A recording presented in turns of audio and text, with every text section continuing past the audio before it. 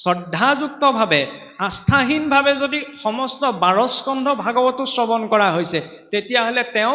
বাজি গাই ৰখাৰ নিচিনাহে ফল হয়। ভকতি কৰিলে দেখুৱাইনো কেলে কৰিব লাগিছে? ভকতিহে দেখুৱাই কৰিব লাগে। আমি যেতিয়া দামী চোলাটো দেখুৱাই পেলাই পিন্ধিব পাৰোঁ, নহয় জানো? দামী গাড়ীখনত যেতিয়া মানুহক দেখুৱাবলৈ উঠিব পাৰোঁ, ঘৰটো যেতিয়া আটক ধুনীয়াকৈ মানুহক দেখুৱাবলৈ সজাব পাৰোঁ, তেতিয়া ঈশ্বৰ কৃষ্ণৰ ভকতিও দেখুৱাবলৈ কৰিব লাগে। দেখুৱাবলৈ কওঁতে কওঁতে এদিন নহয় এদিন ক্ৰিয়া কৰিবই। বহা আসনখনেই যেতিয়া আমি ইমান চফা বিচাৰিছোঁ,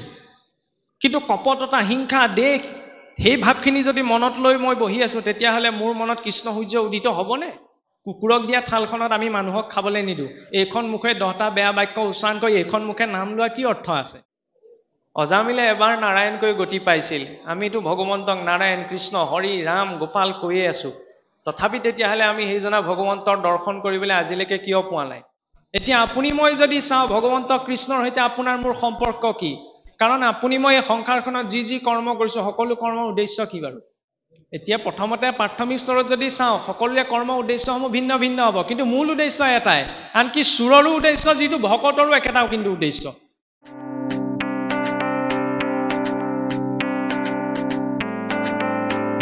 ৰাম যাৰ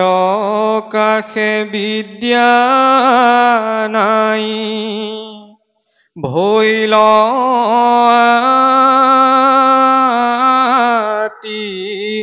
মোৰ জ্ঞান তুনাহি কেৰতি আতি কৰ্মজৰ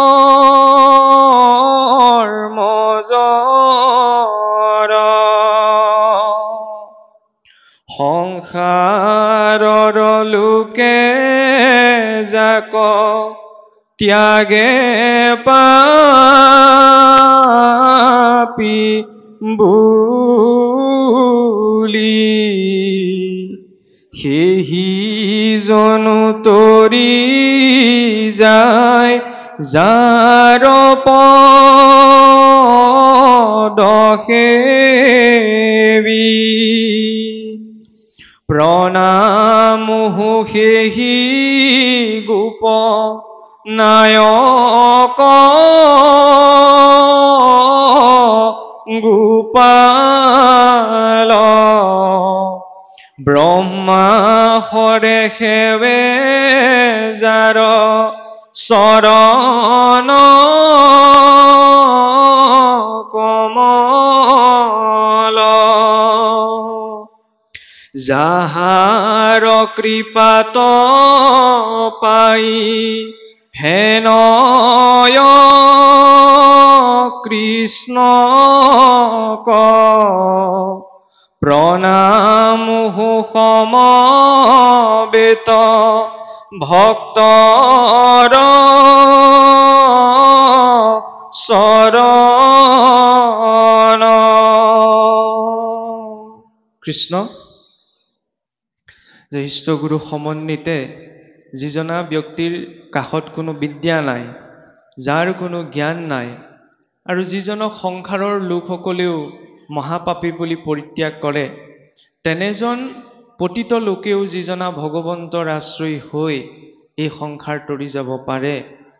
আমি প্ৰথমতেই সেইজনা ইষ্টপ্ৰভুৰ দুখানি চৰণত সেৱা অৰ্পণ কৰাৰ লগতে তেৰাৰ চৰণ নিশিত পদ মকৰন্দ পাণ কৰিবলৈ আজি এই দ্বিতীয় বৈকুণ্ঠ স্বৰূপ স্থানত উপবিষ্ট হোৱা আপোনা সব বৈকুণ্ঠৰ পাৰিষদ স্বৰূপ ভকত বৈষ্ণৱবৃন্দ, ভগৱন্তৰ ব্ৰজধামৰ গোপী সদৃশ আই মাতৃসকল, শোকব্যাস স্বৰূপ পাঠেকীসকল, আৰু সেইজনা গোবিন্দৰে নিত্য সংগী গোপবালক স্বৰূপ যুৱবন্ধুসকল সমন্বিতে আজি যি কৰ্মকৰ্তাসকলৰ জৰিয়তে এই অনুষ্ঠানটিৰ মাধ্যমেদি এই বিষ্ণুপুৰ স্থানত যি ভক্তি প্ৰদীপ প্ৰজ্বলিত হৈছে,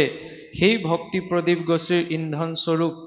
এই অনুষ্ঠানটিৰ সমূহ কাৰ্যকৰ্তা আৰু কৰ্মকৰ্তা সহিত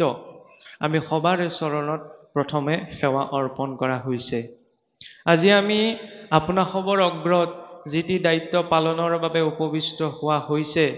সেই সম্পৰ্কত আমি আমাৰ কথা ৰাখিবলৈ যোৱাৰ আগমুহূৰ্তত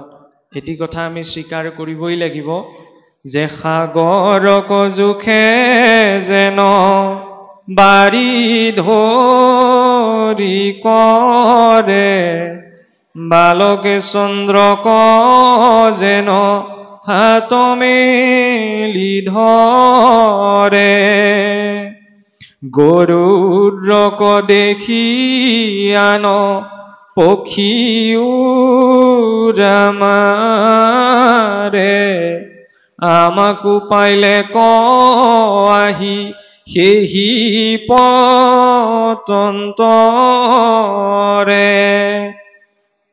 যিদৰে সুবিশাল সাগৰৰ দৈৰ্ঘ্য সামান্য এডাল মাৰিৰে জোখাটো সম্ভৱ নহয় বালকে জোনবাইটো হাত মেলি ধৰো বুলি প্ৰাপ্ত কৰিবলৈ ইচ্ছা কৰাও যিদৰে ব্যৰ্থ আৰু গৰুদ্ৰখেন মহাপক্ষীক দেখি সামান্য চটক এটিয়ে উৰিবলৈ চেষ্টা কৰাও যিদৰে তুলনা সম্ভৱ নহয় তদ্ৰূপ বৈকুণ্ঠৰ সৰ্ব বেদান্ত সাৰহি শ্ৰী ভাগৱত মিশ্যতে সমস্ত বেদান্ত বেদ শিৰোভাগৰ সাৰ এই মহাভাগৱত শাস্ত্ৰৰ ব্যাখ্যা দিয়াটো আমাৰ দৰে মলমতি মনুষ্যৰ পক্ষে সম্ভৱ নহয় আৰু আমি যিবিলাক কওঁ এয়া ব্যাখ্যা নহয় কাৰণ ভাগৱতে ইতিমধ্যে পূৰ্ণ কলেবৰ প্ৰাপ্ত কৰিছে আমি সকলোৱে এই কথা জানো যে ভাগৱত আদিতে মাত্ৰ 4টি শ্লোকত আছিল যি 4টি শ্লোকত জ্ঞান বিজ্ঞান তদংগ ৰহস্য এই 4টি তত্ত্বত শ্ৰী নাৰায়ণে ব্ৰহ্মাদেৱক প্ৰদান কৰিছিল আৰু সেই ব্ৰহ্মাদেৱে নাৰদদেৱে আনি ব্যাসদেৱৰ জৰিয়তে পালে শুকদেৱৰ হাততেই ভাগৱতে পূৰ্ণ কলেবৰ 4টি শ্লোকৰ পৰা 335টা অধ্যায় 18,000 শ্লোক 12 স্কন্ধ ভাগৱতে পূৰ্ণ ৰূপ পাইছিল গতিকে তাত আমাৰ যোগ দিবলগীয়া আৰু নাই আমি যিবিলাক অনুষ্ঠান কৰিছো এয়া মাত্ৰ আলোচনা এই আলোচনা কাৰ বাবে আপুনি নুবুজাটো মই বুজাৰ বাবে মই নুবুজাটো আপুনি বুজাৰ বাবে কাৰণ ধৰ্ম বা ঈশ্বৰ এনেকুৱা এটা তত্ত্ব নহয় নে যাক এটা দৃষ্টিকোণেৰে জানিব পৰা যায় যিদৰে পথাৰৰ মাজত থকা বৰগছজোপা আমি যিফালে চাওঁ সেইফালে কোন পথত পোৱা যেন লাগে ভগৱন্তও তেনেকুৱা যে ভগৱন্তক বুজিবলৈ হলে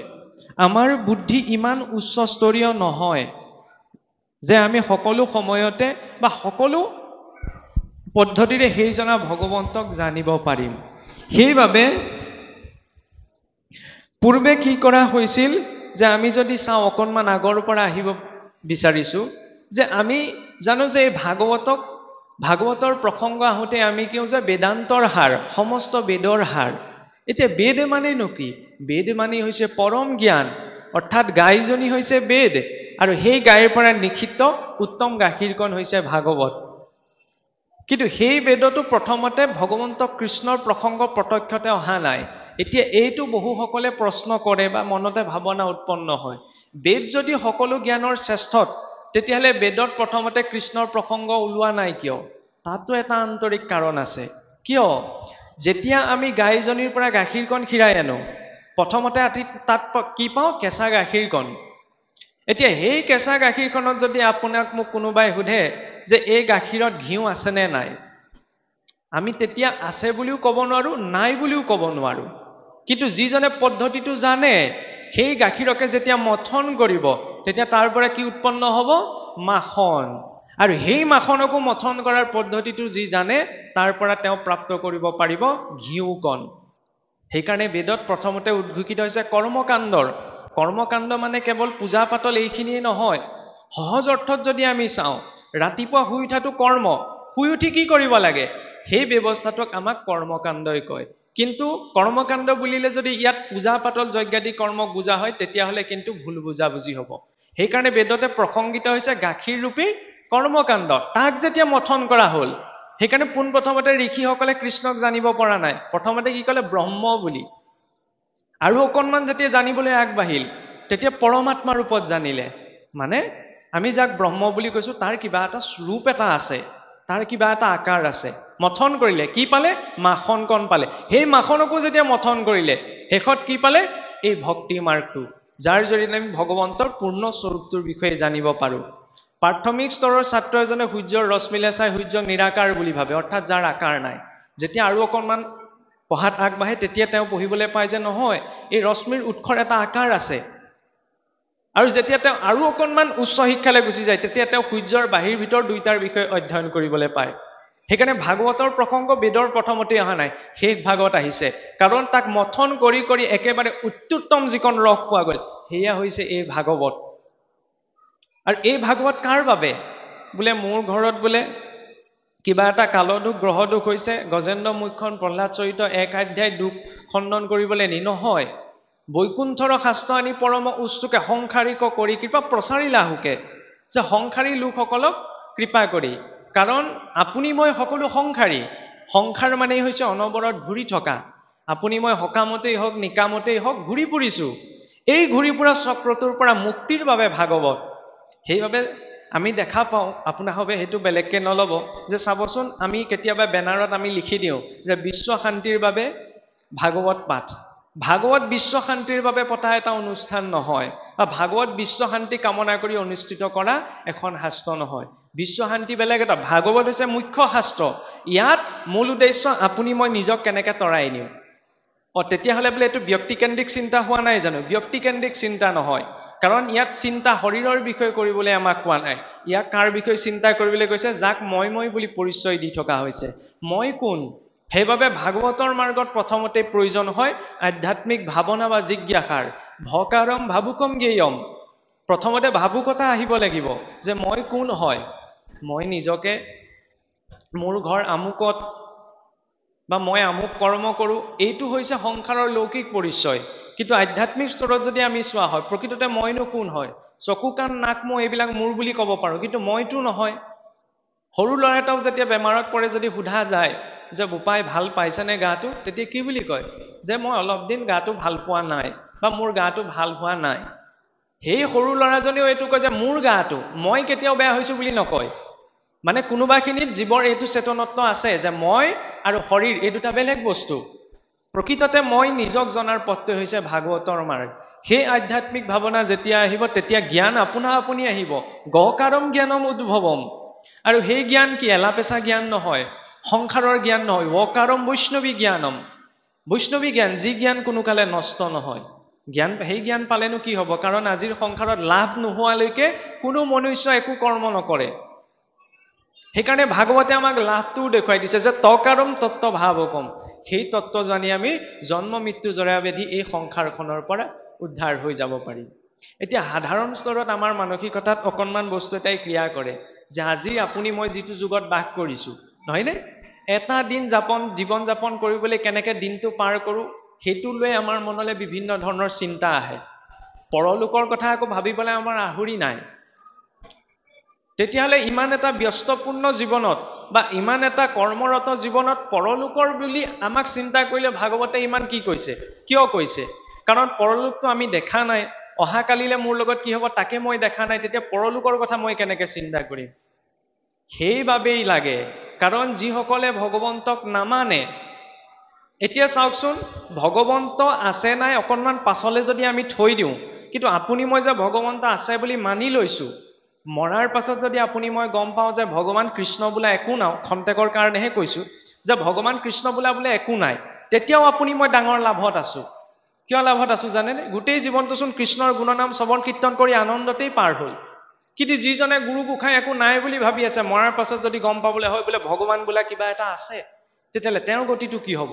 সেইকাৰণে আধ্যাত্মিক মাৰ্গত যুক্তি তৰ্কৰ মাৰ্গ এইটো নহয় কিছুমান ভাৱ কিছুমান কথা সৰলতাৰে গ্ৰহণ কৰাটো প্ৰয়োজন কাৰণ বিদ্যা দদায়তি বিনয়ম বিনয়ম দদাতি পাত্ৰম এই মাৰ্গত অন্তঃকৰণে ভক্তি ভাৱ আহিবলৈ বিনয় ভাৱটো লাগিব নহয়নে সেইবাবে নৱভক্তিৰ ভিতৰত মহাপুৰুষজনাই দাস্য ভক্তিক কিমান উত্তম ভাৱত দেখুৱালে যে সকলো ক্ষেত্ৰতে নিজে ইমান শ্ৰেষ্ঠ পণ্ডিত কিন্তু প্ৰতিটো কথাৰ শেষত নিজকে কিংকৰ বুলি ক'লে মাধৱ পুৰুষেতো তাতোতকৈও বোলে দাসৰ বুলি নিজক পৰিচয় দিলে তেতিয়া আপুনি মইতো দাসৰো 100 বাৰ পাছত দাসৰ তুলনাত চাগে তাৰো গণনাত নাহিম ইমান এটা দাস্য ভাৱ সেইবাবে ভাগৱতত পঞ্চম স্কন্ধত এটি কথা কোৱা হৈছে যে এই যে বৈষ্ণৱ আপুনি মই বিষ্ণু বা কৃষ্ণৰ উপাসক নহয়নে সেইবাবে বৈষ্ণৱ শব্দটো প্ৰয়োগত আহিছে সেইকাৰণে বেদতো চাবচোন আমাৰ যে মাৰ্গসমূহ ভিন্ন ভিন্ন আছে দেখিছেই যে শাক্ত সৌৰ ইত্যাদি ইত্যাদি হৈব কিন্তু চাৰিও বেদত এটা কথাই উল্লেখিত হৈছে যে বৈষ্ণৱমচি তাত শাক্তমচি বুলি অহা নাই চাৰিওখন বেদত এটা কথা আহিছে যে বৈষ্ণৱমচি বৈষ্ণৱ হোৱা ক'ব পাৰিলেহেঁতেন শৈৱমচি বুলি বা শাক্তমচি বুলি কিন্তু নাই হোৱা কিয় কৈছে কাৰণ বিষ্ণুৰ উপাসক হোৱাটো সংসাৰ আটাইতকৈ ডাঙৰ কঠিন কাম কিয় ত্ৰিনাদীপি সুচিতে ন তৰুৰিব সহিষ্ণু না অমানিনা মানদেন কীৰ্তনীয় সদা হৰিহি বৈষ্ণৱানাম ত্ৰয়ং কৰ্ম দয়া জীৱেষু নাৰদ শ্ৰী গোবিন্দ পৰা ভক্তি তদীয় নাম সমৰ্চনম সংসাৰ আটাইতকৈ ডাঙৰ কাম নিজক সৰু কৰা নিজক ডাঙৰ কৰিবলৈ বৰ সহজ হয়নে মই খন্তেকতে ভাবি ল'ব পাৰো ইমানখিনি মানুহে মোৰ কথা শুনি আছে মই শাস্ত্ৰৰ কথা বুজিছো এইখিনি সময়তে মোৰ অহং ভাৱটো খন্তেকতে উৎপন্ন হ'ব পাৰে কিন্তু সকলোৰে আগত দাস্য ভাৱটো আহিবলৈ বহুত চেষ্টা কৰিব লাগে সেইকাৰণে শাস্ত্ৰ ভাগৱতৰ মাৰ্গ আটাইতকৈ ডাঙৰ কঠিন কামটো কি এইটো আটাইতকৈ উত্তম মাৰ্গ কিন্তু আটাইতকৈ কঠিন মাৰ্গ এইটো কঠিন মাৰ্গ কিয় কাৰণ এটা স্তৰ পোৱাৰ পিছত নিজকে তললৈ নমাই আনিবলৈ অকণমান অহংটোৱে ক্ৰিয়া কৰে সেইবাবে চাবচোন মহাপুৰুষে ক'ত গুৰুত্ব দিছিল গাঁৱৰ একেবাৰে চহা লোকসকলক কাৰণ মই উচ্চ শিক্ষিত হৈ মোৰ শিক্ষাৰ অভিমান থাকিব পাৰে গাঁৱৰ নপঢ়া নুশুনা ভকতজনক মই কৃষ্ণ বুলি সেৱা নকৰিব পাৰোঁ কিন্তু গাঁৱৰ কাহানিও গীতা ভাগৱত নপঢ়া খেতিয়কজনেও অন্ততঃ নামঘৰৰ সন্মুখেদি পাৰ হৈ যাওঁতে কৃষ্ণ বুলি কয় ভকতজনক দেখিলে কৃষ্ণ বুলি কয় তেওঁ শাস্ত্ৰ পঢ়া নাই তেওঁ জ্ঞান নাই কিন্তু তেওঁৰ চেতনা আছে আৰু সেই চেতনা যদি নিৰ্মাণ হৈ থাকে তেতিয়াহ'লে তেওঁ গতি পাব কিন্তু মই বহু শাস্ত্ৰ পঢ়িও যদি কেৱল অভিমানক পৰিপুষ্ট কৰিছো তেতিয়াহ'লে সেই জ্ঞানৰ মূল্য এটা ডাঙৰ শূন্য সেইবাবে বৈষ্ণৱ হ'বলৈ হ'লে নিজকে ত্ৰিনাদীপি সুচিতে ন তৃণৰ সমান নিজকে হীন বুলি আমি ভাবিব পাৰিব লাগিব এয়া মই আপোনাক দিয়া উপদেশ নহয় বা আপুনি মোক দিয়া উপদেশ নহয় আপুনি মই একে পথৰ যাত্ৰী হয়নে আজি মাত্ৰ আমি আনুষ্ঠানিকভাৱে দায়িত্ব এটি পাইছো বাবে আপোনাহঁতৰ আগত এইকেইটা কথা ৰাখিছো কিন্তু আমি ব্যক্তিগতভাৱেও সেইকেইটা কথা আচৰণ কৰিবই লাগিব নিজকে তৃণতকৈ হীন বুলি ভবা দুবৰি বন্দাল দুবৰিৰ উৎপত্তি ভগৱন্তৰ লোম কেশৰ পৰা যেতিয়া অমৃত মথন হৈছিল আৰু তেতিয়া অমৃতৰ টোপ পৰিছিল কাৰণে বোলে দুবৰি অমৰত্ব লাভ কৰিছিল সেইকাৰণে দুবৰি বন আমি উঘালি আনি যদি ছমাহ বছৰৰ ঘৰত থৈও দিওঁ তাৰ পৰা আকৌ মাটিত পেলাই দিলে তাৰ পৰা সি পুনৰ উজ্জীৱিত হৈ আহে সেই অমৰত্ব পায়ো দুবৰিয়ে কিন্তু আমাক অহংকাৰৰ কথা শিকোৱা নাই আমি সেই দুবৰি মণ্ডল গছকিয়ে গোটেই জগতখন ভ্ৰমণ কৰি ফুৰো কিন্তু তাৰ উৎপত্তি ক'ৰ পৰা হৈছে ভগৱন্তৰ লোম কেশৰ পৰা অমৃতৰ সংযোগত সি অমৰত্ব পাইছে গতিকে বৈষ্ণৱ হ'বলৈ হ'লেও মান ধন যশত বিদ্যাত জ্ঞানত যিমানেই উচ্চ নহওক ভাৱটো সদায় দাস্য ভাৱ হ'ব লাগিব তৃণতকৈও নিজকে হীন বুলি ভবা কাৰণ চাওকচোন আপুনি মই কিমান হীন অজামিলে এবাৰ নাৰায়ণকৈ গতি পাইছিল আমিতো ভগৱন্তক নাৰায়ণ কৃষ্ণ হৰি ৰাম গোপাল কৈয়ে আছো তথাপি তেতিয়াহ'লে আমি সেইজনা ভগৱন্তৰ দৰ্শন কৰিবলৈ আজিলৈকে কিয় পোৱা নাই গতিকে আপুনি মই দুখিত যে সেইকণ সামৰ্থ্যতা আজিলৈকে অৰ্জন কৰিব পৰা নাই যাই হওক ত্ৰিনাদীপি সুচিতে ন তৰুৰিব সহিষ্ণু না বৃক্ষৰ সমান সহিষ্ণু হোৱা বৈষ্ণৱ বা ভকতৰ লক্ষণ কোনখিনিত সহনশীলতাত বেগ বুজাত কোনো এজন লোক ভকত বৈষ্ণৱ হ'ব নোৱাৰে সহনম সৰ্ব দুঃখানাম সা তিতিক্ষা নিগদ্যতে চিন্তা বিলাপ ৰহিতম সন্তস্তিত উচ্যতে অৰ্থাৎ বৈষ্ণৱ বা ভকতজনৰ মূল লক্ষণ কি সহনশীলতা চাওকচোন 5 বছৰীয়া প্ৰহ্লাদ নহয়নে আপুনি মই কল্পনাই কৰিব নোৱাৰো 5 বছৰীয়া এটি শিশুৱে অপৰাধ কি কৰিছিল একোটো আজিকালি বোলে মাক বাপেকে কৈ থকাৰ পিছত ল'ৰা ছোৱালীয়ে বোলে মোবাইলটো এৰা নাই সেইটো অপৰাধো কৰা নাছিল নহয়নে প্ৰহ্লাদৰ মাত্ৰ এটাই অপৰাধ আছিল কক্ষিপুৰৰ দৃষ্টিত যে নিত্য নিৰন্তৰ তেওঁ ভগৱন্তৰ নাম লৈ থাকে ভগৱন্তৰ শত্ৰু বুলি ভাবিলে সেইকণেই কক্ষিপুৰৰ দৃষ্টিত অপৰাধ আছিল নহয়নে আৰু তাৰ কাৰণে কিবা কৰিবলৈ বাকী থাকিলে নে আমিতো সকলোৱে জানো কিন্তু সেই প্ৰহ্লাদেও দেখালে যে ভগৱন্তক ভক্তি কৰিলে কেনেকৈ কৰিব লাগে এইটো কথা বেলেগ যে আমি ভক্ত প্ৰহ্লাদৰ স্তৰলৈকে আমি কোনেও আমি মলমতি মনুষ্যই ভক্তি কৰিব নোৱাৰো কিন্তু তেওঁ যিটো বিশ্বাস আৰু যিখিনি সময়ত পাশ্চাত্য সংস্কৃতিত আদিম লোকসকলে গছৰ বাকলি পিন্ধিবলৈ শিকা নাছিল সেইখিনি সময়ত প্ৰহ্লাদৰ দৰে 5 বছৰীয়া এটি শিশুৱে ভাৰতবৰ্ষত শিক্ষা প্ৰদান কৰিছিল তাকো কাক দিছিল দৈত্যসকলকো দিব পাৰিলেহেঁতেন কিন্তু দিছে বুলি আমি পাওঁ জানো কাৰণ আজি আমি যিখিনি কথা কৈছো জ্যেষ্ঠসকলৰ বাবে এটাও কথা নহয় কাৰণ জ্যেষ্ঠসকল অলপ আগত যেতিয়া আমি উদযাপন সমিতিৰ কেইজন কাৰ্যকৰ্তাৰ সৈতে কথা বাৰ্তা পাতিছিল তেতিয়া এই কথাটো ওলাইছিল যে জ্যেষ্ঠসকলক আমি উপদেশ দিয়াৰ এই কাৰণে প্ৰয়োজন নাই তেওঁলোক ইতিমধ্যে এটা জীৱনৰ অভিজ্ঞতা পুষ্ট ব্যক্তি আমাক কাক দিব লাগে উঠি অহা প্ৰজন্মক আৰু বিশেষকৈ আই মাতৃসকলক কেলে আই মাতৃসকলে নিজৰ গৃহখনৰ কৰ্মৰ বাবে গোটেই জীৱনৰ বেছিখিনি সময় প্ৰয়োগ কৰে আৰু আই মাতৃসকল হৈছে এখন গৃহৰ নিৰ্মাতা এটি সুসন্তানৰ নিৰ্মাতা এখন দেশৰ নিৰ্মাতা কিয় কাৰণ আপুনি মই যিটো সংস্কৃতিত ডাঙৰ দীঘল হৈছো এইটো পিতৃপ্ৰধান সংস্কৃতি নহয় ভাগৱতৰ সংস্কৃতি হৈছে মাতৃপ্ৰধান সংস্কৃতি সেইকাৰণে নাৰায়ণেও প্ৰথম যেতিয়া সৃষ্টিৰ বিস্তাৰ কৰিছে প্ৰথমতে কাক উৎপন্ন কৰিছে মায়া দেৱী অৰ্থাৎ স্ত্ৰী শক্তিক ব্ৰহ্মাদেৱেও যেতিয়া সৃষ্টি বিস্তাৰৰ বাবে 9জন প্ৰজাপতি সৃষ্টি কৰিলে তাৰপৰা দেখিলে সৃষ্টি নাবাহে চিন্তা কৰি পালে যে তেওঁ পুৰুষ তত্ত্বটোহে প্ৰাধান্যতা দিলে স্ত্ৰী তত্ত্ব ইতিমধ্যে তেওঁ প্ৰকাশ কৰাই নাই তেতিয়া আৰু স্বয়ম্ভূ মনুৰ শতৰূপাক মনুষ্যৰ আদি পিতাৰ ৰূপত ব্ৰহ্মাদেৱে নিজৰ শৰীৰৰ পৰাই সৃষ্টি কৰিছিল আৰু মাতৃগৰাকী কিদৰে নিৰ্মাতা চাওকচোন প্ৰহ্লাদ যে নিৰ্মাণ হৈছিল দৈত্য বংশত নহয়নে সেই একেই দৈত্য বংশতে আকৌ হিৰণ্যাক্ষ আৰু হিৰণ্যকশিপুৰৰ জন্ম কিন্তু হিৰণ্যাক্ষ আৰু হিৰণ্যকশিপুৰৰ পিতৃ কোন আছিল সেইটো চাবলগীয়া বিষয় মহৰ্ষি কাশ্যপ সেই কাশ্যপৰে দ্বিতীয় পুত্ৰসকল আছে দেৱতাসকল আৰু অদিতিৰ পুত্ৰ হৈছে হিৰণ্যাক্ষ আৰু হিৰণ্যকশিপু ঋষি কাশ্যপ এজন শ্ৰেষ্ঠ ব্ৰাহ্মণ তেতিয়া সেই শ্ৰেষ্ঠ ব্ৰাহ্মণজনৰ বীৰ্যত দুটা দুৰ্দান্ত অসুৰ কেনেকৈ সৃষ্টি হ'বলৈ পালে আনহাতে সেই অসুৰৰ বীৰ্যতে আকৌ প্ৰহ্লাদৰ দৰে ভক্ত এটি কেনেকৈ সৃষ্টি হ'বলৈ পালে এইটোৱে হৈছে মাতৃগৰাকীৰ শক্তি কাৰণ মাতৃগৰাকীয়ে নিৰ্মাণ কৰিব পাৰে দ্বিতীয় যেতিয়া সন্তানৰ বাবে ঋষি কাশ্যপৰ ওচৰত ভাৱ বিচাৰি গৈছিল সেইখিনি সময়ত দুৰ্ঘূৰ কাল সন্ধ্যা সেই সন্ধ্যা সময়ত ঈশ্বৰ চিন্তনৰ সময় চাবচোন বাহিৰত থকা চৰাই চিৰিকটিকেইটাও বাহলে উভতে আমি আকৌ বহুতে কি কওঁ সন্ধ্যা সময় লাহেকৈ মুখাত গীতা ধুই তিনিআলিৰ মূৰত কথা পাতিবলৈ ওলাই যাওঁ সম্যক সাধ্যায়তে ইতি সন্ধ্যা বাকীখিনি সময় নহ'লে অন্তত সন্ধ্যা সময়কণ ঈশ্বৰ চিন্তনৰ সময় আগতে ভাল আছিল আজিও বাৰু কিছু কিছু সমাজত আছে সন্ধ্যা লাগিল মাত্ৰক দবাকোব পৰিল মাত্ৰক প্ৰতি ঘৰ গৃহতে ধূপ এডাল জ্বলাই হ'লেও ঘোষা এফাকি গোৱা হ'ব আমাৰ ককাসকলে চাগে বা জ্যেষ্ঠসকলে এইটো দেখি আহিছে যে আগতে যেতিয়া সন্ধ্যা সময়ত প্ৰাৰ্থনা কৰে চিঞৰি প্ৰাৰ্থনা কৰে কিন্তু আজিকালি গাঁৱৰবিলাকৰ পৰা সেই নগৰৰ কথাটো আমি নকওঁৱেই গাঁওবিলাকৰ পৰা সেই পৰিৱেশটো নাইকিয়া হৈ গৈছে তাৰ বাবদ কিন্তু আমি অনুষ্ঠান পাতি লাভ নাই যদি গৃহখনত আমাৰ ঈশ্বৰ চিন্তন নাই চাওকচোন যিজনা ঈশ্বৰে আপোনাক মোক ইমান এটা সুন্দৰ শৰীৰ দিছে এই শৰীৰটো আপুনি মইতো নিজে গোটাই লোৱা নাই ধন টকা পইচা আপুনি মই গোটাইছো কিন্তু শৰীৰটো এই বসুমতীয়ে উৎপন্ন কৰিছে অন্ন নহয়নে সেই অন্নক পুৰুষ আৰু স্ত্ৰীৰূপী দুটি শৰীৰে গ্ৰহণ কৰিছে সেই অন্নৰ পৰা কি উৎপন্ন হৈছে ৰস ৰসৰ পৰা ৰক্ত ৰক্তৰ পৰা মাংস মাংসৰ পৰা মেদৰ পৰা অস্থিৰ পৰা মজ্জাৰ পাছত বীৰ্যৰ পৰা এটি জীৱ শৰীৰ সেই জীৱ শৰীৰটোৱে পুনশ্চ জন্ম লাভ কৰিছে আপুনি মই ৰূপত আৰু এইটো গৈ আছে কলৈ মৰিবলৈ যেতিয়া মৃত হ'ব অন্ত্যেষ্টিক্ৰিয়া সংস্কাৰ হোৱাৰ লগে লগে মাটিৰ বস্তু মাটিতে মিলি যাব লগত পৰমাণু এটাও লৈ যাব নোৱাৰো চিন্তনীয় বিষয় হৈছে সেইটো আজি দিনটো পাৰ হ'ল কম ডাঙৰ কথা নে দিনটোৰ এটা দিন মানে কমি আহিলে কলৈ গৈ আছো আমি ভাল মানুহ হওঁ বেয়া মানুহ হওঁ ভাল পাওঁ বেয়া পাওঁ এইখিনি পিছত কথা কিন্তু সবে যে এদিন নহয় এদিন মৃত্যুক পাম সেইটো চিৰসত্য কথা গতিকে ভাগৱতে কি কৰে আমাৰ বহুতে আকৌ মৃত্যু কথা ক'লে ভয় কৰে কাৰণ আমাৰ সমাজত এইটো সিদ্ধান্ত আছে ঘৰখনত যদি কেনেবাকৈ মৰা কথা ওলাবলৈ হয় আমাক কয় এই নাপায় নকবি নহয় মৰা কথাই বেছিকৈ পাতিব লাগে যাতে এইটো চেতনতা থাকে যে ময়ো এদিন মৰিম মই মৰিবলৈকে গৈ আছো তেতিয়া কোনোৱে ভক্ষণ অগম্যাগমন অবাক্য ৰতন সম্ভৱ নহয় কুকুৰক দিয়া থালখনত আমি মানুহক খাবলৈ নিদিওঁ এইখন মুখে 10টা বেয়া বাক্য উচ্চাৰণ কৰি এইখন মুখে নাম লোৱা কি অৰ্থ আছে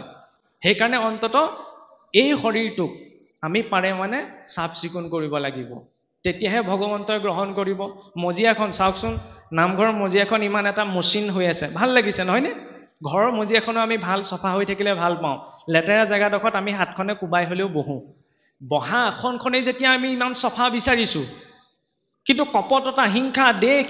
সেই ভাৱখিনি যদি মনত লৈ মই বহি আছো তেতিয়াহ'লে মোৰ মনত কৃষ্ণ সূৰ্য উদিত হ'বনে নহয় খোলাখুলিকৈ কৈছো বৰ স্পষ্টবাদী মানুহ এতিয়া মই যদি ইয়াত বহি থাকো যে আপুনি সংঘৰ মানুহ সংঘৰ ভকত তেখেত ভাগৱতী সমাজৰ ভকত তেখেত আপোনাৰ সত্ৰীয়া সত্ৰটো আকৌ তেখেত ব্ৰহ্ম সংগতি তেখেত নিকা সংগতি তেখেত কাল সংগতি পুৰুষ সংগতি এইবিলাক হৈছে ভেদ দৃষ্টি আমি যেতিয়া নামঘৰত প্ৰৱেশ হলো নামঘৰত কাৰো উপাধি ভিত্তিক সম্বোধন নহয় কি আনকি ইয়াত পুৰুষ স্ত্ৰীৰো সম্বোধন নহয় নামঘৰত যেতিয়া আমি বহি আছো তেতিয়া বোলে ভকত বৈষ্ণৱসকল বহি আছে তাত পুৰুষ বহি আছে নে মহিলা বহি আছে এইটোও বিচাৰ কৰা নহয় গতিকে এই মাৰ্গত পৰিচয়টো হৈছে সেইটো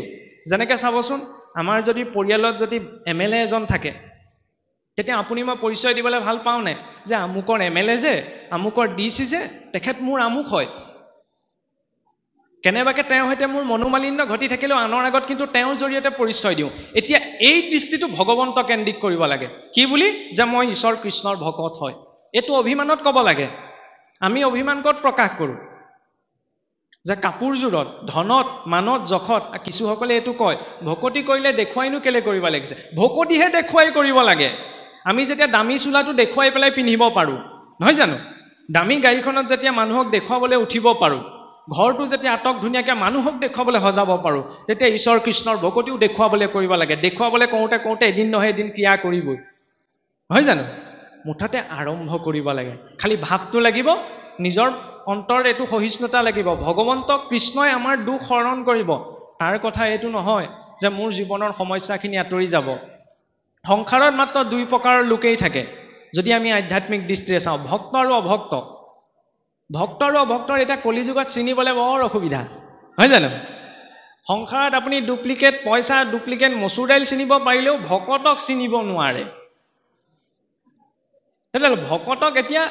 আৰু চিনিবলৈও এইখিনিতে এটা কথা প্ৰয়োজন যে আপুনি কিমানৰ ভকতি কৰিছে সেইটো মোৰ বিচাৰ্য বিষয় নহয় আৰু মই কিমান ভকতি কৰিছোঁ সেইটো আপোনাৰ বিচাৰ্য বিষয় নহয় বিচাৰ্য বিষয় কি মই কিমান নিজে ভক্তিপৰায়ণ হৈছোঁ তাক আমি নিজকে পৰীক্ষা কৰি চাব লাগিব নহয় জানো পৰীক্ষা কৰি কেতিয়া চাম উজুতিটো খাওঁতে মুখৰ পৰা কি ওলাইছে খুন্দাটো খাওঁতে মুখৰ পৰা কি ওলাইছে ইভাগে বোলে মোৰ গোটেই ভাগৱতখন কণ্ঠস্থ আছে উজুতিটো খাওঁতে আকৌ গাঁৱলীয়া শব্দ এটাহে ওলাইছে জানক আৰু এইখন আমাৰ সহজ ভাষাত ক'বলৈ গ'লে ভেকু ভাওনা সুন্দৰকৈ ভেকু ভাওনা কৰি আছোঁ অন্তৰত ঈশ্বৰৰ প্ৰতি কোনো ভাৱ নাই সেইকাৰণে সেইখিনি সময়তে অন্তত নিজকে চিকুট এটা মনতে অনুতাপ এটা অনুভৱ কৰাৰ প্ৰয়োজন যাতে দ্বিতীয়বাৰ বিপদত পৰি ভগৱন্তক স্মৰণ হয় কিয় স্মৰণ কৰিব লাগে আপুনি মোক আপোনাৰ মোৰ হাতত আটাইতকৈ সংসাৰৰ অমূল্য বস্তুটো আছে কি জানেনে বোলে শৰীৰটো চাওকচোন এইটো কম দামী বস্তু নে ইয়াৰ ভিতৰত যিখিনি দামী দামী যন্ত্ৰ পাতি লগাই দিছে লাখ টকা দিলেও আমি কিনি আনিব নোৱাৰোঁ কিডনীটো লিভাৰটো নহয়নে অকমান যদি ইয়াৰ এটা যাবলৈ হয় তেতিয়াহ'লে কি গতি হ'ব বাৰু এইবিলাক তেতিয়াহ'লে কোনে দিছে আনকি বাদ দিয়কচোন আপুনি মই ইয়াত বহি থাকোঁতে প্ৰতিটো ছেকেণ্ড প্ৰতি 2 ছেকেণ্ডত পৃথিৱীৰ পৰা এজন মানুহ মৰে দিনটো 1.5 লাখতকৈ অধিক মানুহ মৰে সেই লিষ্টখনত যে আজি আপুনি মই নপৰিলোঁ কম ডাঙৰ চমৎকাৰ নে তেতিয়াহ'লে কাৰ কৃপা এই দিনটো জীৱনৰ প্ৰতিটোখন মা দেউতাই পিতৃ মাতৃয়ে গুৰুৱেও দিয়া নাই কোনে দিছে ভগৱন্ত কৃষ্ণই সেইবাবে তেওঁৰ ওচৰত আমি কৃতজ্ঞ আৰু সেই কৃতজ্ঞতাটোৰ প্ৰকাশৰ বাবেইটো ভক্তি ভক্তি মানে কি ধূপ জ্বলোৱা চাকি জ্বলোৱা ভক্তি নহয় এইখিনি কিছুমান সামাজিক প্ৰথা যাৰ একোটা নিৰ্ণয় আছে ভক্তি মানে হৈছে সমৰ্পণ সাৰেণ্ডাৰ কৰি দিয়া যে মই প্ৰভু কাৰণ সাৰেণ্ডাৰ কৰিবলৈ বা সমৰ্পণ কৰিবলৈ একমাত্ৰ তেওঁই আছে মানুহে মানুহৰ আগত কেতিয়াও সাৰেণ্ডাৰ নকৰে অকণ হ'লেও অভিমান থাকিব কিন্তু একমাত্ৰ ভগৱন্তই যাৰ আগত আমি একো অভিমান প্ৰকাশ কৰিব নোৱাৰোঁ কাৰণ নিজৰ বুলি কিবা থাকিলেহে যিটো শৰীৰ লৈ আহিছোঁ এইটো ধাৰত লৈ অহা পৰমাণু এটাও লগত লৈ যাব নোৱাৰোঁ নহয়নে যিকণ সময় পাইছোঁ সেইকণো ধাৰলৈ পাইছোঁ কাপোৰ কানি এইবিলাকতো চব লোকৰ পৰা পোৱাই শৰীৰটোও লোকৰ নিজৰ বুলি একোৱেই নাই নিজৰ বুলি এটাতেই অধিকাৰ আছে কৰ্মত আমি যি কৰ্ম কৰিম তেনেকুৱা ফল পাম এতিয়া এইটো নহয় যে নাজানি ভুল কৰিলে দুখ নাই ভাগৱতিক জগতত কিন্তু এইটো সিদ্ধান্ত গ্ৰহণ কৰা নহয় যে নাজানি ভুল কৰিলে দুখ নাই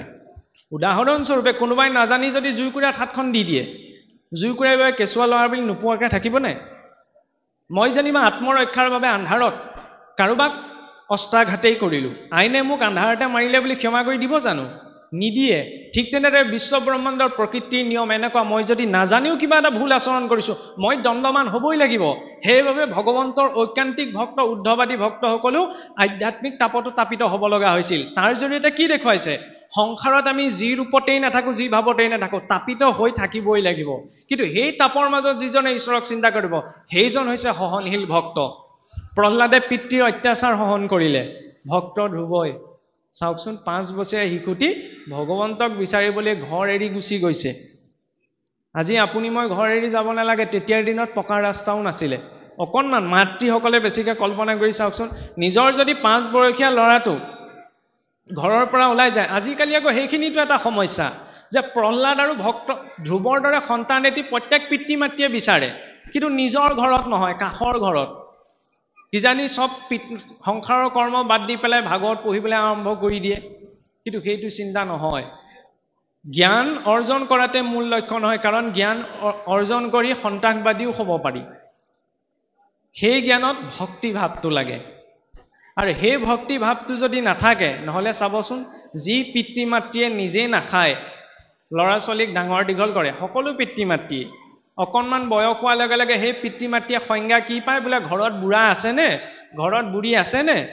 এইটো কিন্তু আধ্যাত্মিক জগতৰ শিক্ষা বা ভাগৱতৰ শিক্ষা নহয়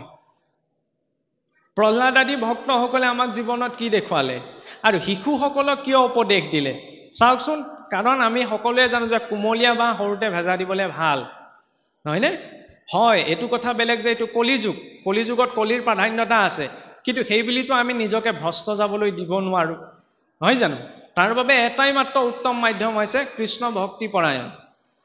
আৰু সেই কৃষ্ণ ভক্তি আচৰণ কৰিবলৈ হলে আমি প্ৰথম বৈষ্ণৱ হ'ব লাগিব নিজকে যিমান পাৰি সকলো কৰ্মতে হীন বুলি কেতিয়াও কৰ্তৃত্ব নকৰা নহলেতো দেখা যায় চন্দতাপখনতো নাম লিখি দিয়ে আজিকালি যে আমুকৰ সোঁৱৰণত দিয়া হৈছে ভগৱানক দিয়া বস্তুটোতো যদি মোৰ অভিমানটো আগবাঢ়ে তেতিয়াহলে কেনেকৈ মই আগবাঢ়িম সেইকাৰণে কিবা এটা কৰ্ম কৰিলে ভক্তি মাৰ্গৰ ক্ষেত্ৰত সম্পূৰ্ণ নিস্বাৰ্থ ভাৱত তাত যাতে মোৰ নামটো প্ৰয়োগ নহয় কাৰণ যেতিয়ালৈকে আমি মই নিজক কেন্দ্ৰিক কৰি থাকিম সেইখিনিলৈকে অহং পৰিপুষ্টহে হৈ থাকিব অহং নাশ নহয় অহং নাশ হলে শুদ্ধতা নাই শুদ্ধতা নহলে ভক্তি পৰিপুষ্ট নহয় অমানিনা মানদিন কেতিয়াও মান বিচাৰিব নালাগে কেলে মান বিচাৰিব নালাগে কাৰণ সন্মান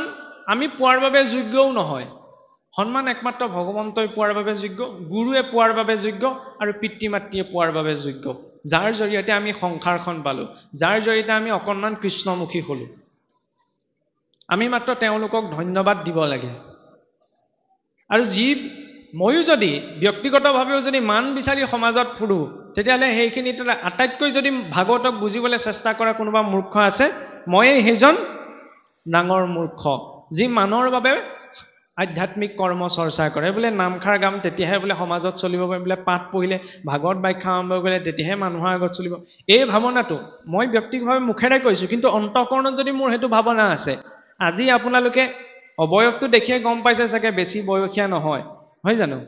এতিয়া অকণমান বুজা পাইছে যে আজিৰ পৰা 5-6 বছৰ পাছত যদি জীয়াই থাকো আৰু খোলাখুলিকে কৈছো তেতিয়াহ'লে অনাগত সময়ত যদি ক'ৰবাত অধৰ্ম হৈ বা কেনেবাকে বিৰূপ ৰূপত দুৰ্ঘটনাত পতিত হ'বলৈ কিবা যদি অপমানৰ সন্মুখীন হ'বলৈ তেতিয়ালৈকে আপোনালোকক এইটো মই সুহাতি কথা দি গৈছো তেতিয়াহ'লে আপোনালোকে এইটো স্পষ্ট হ'ব যে তেখেতে মুখেৰে কথাখিনি কওঁতে বহুত ওপৰত ক'লে কিন্তু আচৰণত তেখেতৰ শুদ্ধতা নাই কিন্তু যদি আছে তেতিয়াহ'লে কোনোটো সময়ত যিকেইটা দিন জীয়াই থাকো সেইখিনি সময়ত পতিত ৰূপত আপোনাৰ হবে নাপায় সেইকণ লাগে আৰু এইটো কথা আমি কাৰ সাহসত দিব পাৰো ভগৱন্তৰ সাহসত যেনেকে মোৰ ঘৰতে যদি মেজিষ্ট্ৰেট এজন থাকে কিবা কেছ লাগিলেও মোৰ চিন্তা নাই নহয় জানো তেতিয়াহ'লে সেইকাৰণে ভকতসকল সংসাৰ আটাইতকৈ টেঙৰ মানুহ সংসাৰত যদি কোনোবা টেঙৰ আছে ভক্তি মাৰ্গত থকাসকল কেনেকে টেঙৰ চাবচোন আন যিমানবিলাক উপাসনা আছে সকলো উপাসনাৰ মূল উদ্দেশ্য কি যে মোক ধন দিয়া যশ দিয়া আৰু কৃষ্ণৰ উদ্দেশ্যে কৃষ্ণকো উপাসনা কৰিবলৈ আহোঁতে বহুতে এই ভাৱনাটোৱে ক্ৰিয়া কৰে যে প্ৰভু মোক ধন দিয়া যশ দিয়া ল'ৰাটো চাকৰি হওক ছোৱালীজনী বিয়াখন হওক ইত্যাদি ইত্যাদি সেইসকলৰ চিন্তা শক্তিটো কম কিন্তু যিজনৰ চিন্তা শক্তি উচ্চ তেওঁ কি বুলি বিচাৰে যে প্ৰভু মোক এইখিনি লাগে তোমাকহে লাগে সেইখিনিত তেওঁ অকণমান টেঙৰালি এটা আছে কি টেঙৰালি কাৰণ ধন যশ ঐশ্বৰ্য বিভূতি য'ৰ পৰা আহিছে তেওঁৱেই যদি মোৰ লগত থাকে বাকীখিনিৰ কাৰণে মই কেলে চেষ্টা কৰিব লাগিছে আৰু যিজনা ঈশ্বৰৰ ওচৰত আপুনি মই পাৰ কৰি অহা অনন্ত কোটি জীৱনৰ হিচাপ জমা আছে সেইজনক আপুনি মই বিচাৰিব নালাগে ভগৱন্তক বিচাৰিলে বোলে বোলে আমুকলে গৈছিলো শৰাইখন দিলো পিছদিনাই বোলে ফলটো পালো সেয়া কৃষ্ণৰ কৃপা কেতিয়াও হ'ব নোৱাৰে কৃষ্ণই তেনেদৰে কৃপা নকৰে কাৰণ একমাত্ৰ কৃষ্ণৰ স্তুতিতহে ভাগৱতত লিখা হৈছে যে সৌৰাগ্ৰ্যগণ্যম পুৰুষম নমামি কোনো দেৱক বা কোনো ঈশ্বৰক চুৰ বুলি প্ৰশংসা কৰা হোৱা নাই বা চুৰ বুলি স্তুতি কৰা নাই কিন্তু কৃষ্ণক স্তুতি কৰোঁতে চুৰ বুলি কৈছে চুৰৰ ভিতৰত অগ্ৰগণী দেৱ হৈছে ভগৱন্ত কৃষ্ণ কিয় কোৱা হৈছে কাৰণ সংসাৰী বস্তু এটা চুৰ কৰে তেওঁ মন বুদ্ধি চিত্তৰ কাম ক্ৰোধ লোভ মোহ সকলো চুৰ কৰি লৈ যায় সেইবাবে তেওঁক কোৱা হৈছে যে চুৰৰ ভিতৰত অগ্ৰগণী দেৱ সেইকাৰণে তেওঁক চিত্ৰটো দিয়াৰ আগমুহূৰ্তটো সাৱধান কৃষ্ণৰ কৃপা এইটো নহয় কাৰণ কেনেদৰে ভগৱন্তই কৃপা কৰে ভগৱন্তক কিয় বিচাৰিব নালাগে অকণমান লৌকিক উদাহৰণ এটা দিছো যে আপুনি টাউনলৈ ওলাই গ'ল বজাৰ কৰিবলৈ বুলি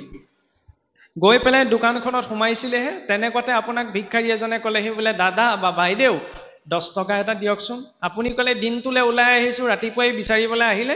সেইডোখৰৰ পৰা আঁতৰি গুচি গ'ল। ইখন দোকানত সোমালেগে, ভিক্ষাৰীজন পিছে পিছে গৈ পেলাই আপোনাৰ পিছ ল'লে, ক'লে বোলে দাদা 5 টকা এটা হ'লেও দি যাওকচোন, চাহ একাপকে খাম। তাৰপৰা আপুনি ভাবিলে যে ৰাতিপুৱালৈ ওলাই আহিছোঁ, এতিয়া যাত্ৰা নষ্ট কৰিব, মই নিদো যা বুলি কয় অকণমান আঁতৰৰ পৰা বস্তু দুটামান কিনো বুলি ৰিক্সা এখন মাতি আঁতৰি যাবলৈ ধৰিলে। তেনেকুৱাতো পিছ নাই, ভিক্ষাৰীজনে খেদি খেদি গ'ল, দাদা কিবা এটা দি থৈ যাওক, অন্ততঃ মই ডিঙিটোকে অকণমান তিয়াব পাৰিম। তেতিয়া আপুনি অস্বস্তি অনুভৱ কৰিবনে? আৰু সেই অস্বস্তি অনুভৱ কৰিলে আপোনাৰ পকেটত যদি 20 টকাও আছে, ল মুঠতে তই মোৰ পিছ এৰাব, সেয়া আপুনিয়ে হওক বা ময়ো হওঁ, সেইটোকে কৰিম, নহয়নে? গতিকে ভগৱন্তক বিচাৰি থাকিব কেলে নালাগে? বিচাৰি থাকিলে ভগৱন্তই দিব, কিন্তু বেনৰ নিচিনা সন্তান এটা যদি দিয়ে, বেনৰ পিতৃ মহাৰাজ অংগৰো কোনো সন্তান যোগ নাছিল, কিন্তু এটি পুত্ৰ সন্তান নাই বাবে ইমান তেওঁ মনত অনুতাপ কৰোঁতে শেষত ক'লে বোলে বাঁহ চেনৰি যজ্ঞ কৰা, এনেকৈ বিষ্ণুক যজন কৰা, তেতিয়া তুমি বোলে পুত্ৰ পাবা।